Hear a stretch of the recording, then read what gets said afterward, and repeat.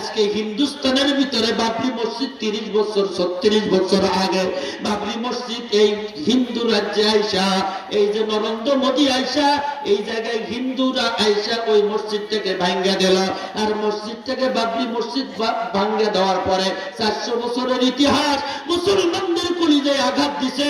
আর ওই মসজিদের জন্য এখন একটা আবার একটা উদ্যোগ নিয়েছে একজন মুসলমান এমপি। যখন উদ্যোগ নিছে এই উদ্যোগের সঙ্গে সঙ্গে তাকে এমপি পদত্যাগ করা লাগছে, দল থেকে তাকে বহিষ্কার করছে।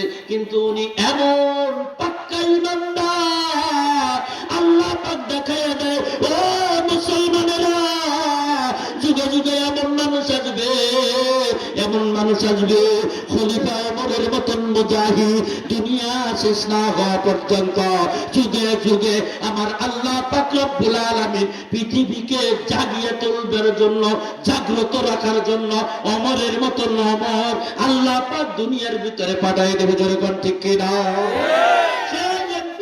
ঘোষণা করে দিল সরকার যদি অনুদান না দেয়, সরকারি মন্ত্রী পরিষদ যদি অনুমোদন না দেয়, সুপ্রিম কোর্টেও আপিল করছে, তারা মামলা করছে, সুপ্রিম কোর্ট কইছে এটার উপরে কোনো হস্তক্ষেপ করা যাবে না। আল্লাহু আকবার!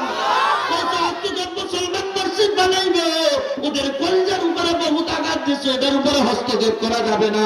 ওই এমপি আইসা তিনি মসজিদ করার জন্য এরকম বাবরি মসজিদের জন্য ঘোষণা দিয়েছে, একটা দিন ধার্য করে দিয়েছে। গত 6 তারিখে মসজিদ উদ্বোধন হইল, ভিত্তি স্থাপন হইল।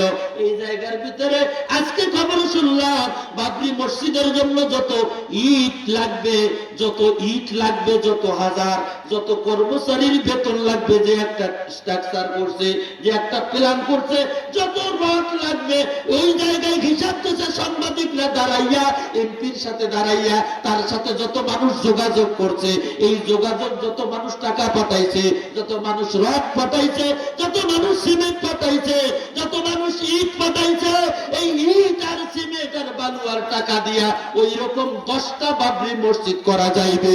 চিল্লে চিল্লে বলুন আল্লাহু আকবার।